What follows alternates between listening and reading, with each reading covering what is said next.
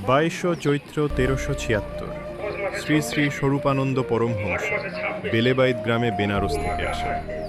কথিত আছে তিনি নাকি 9 বছর বয়সে বেনারস থেকে ত্রিশূল নিয়ে আসেন।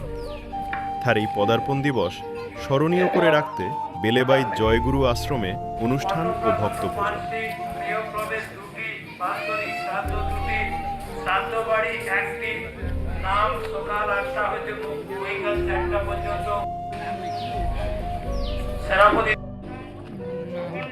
প্রথমে যে ভিড় হবে না আর ভালো করে পরিবেশন করবে।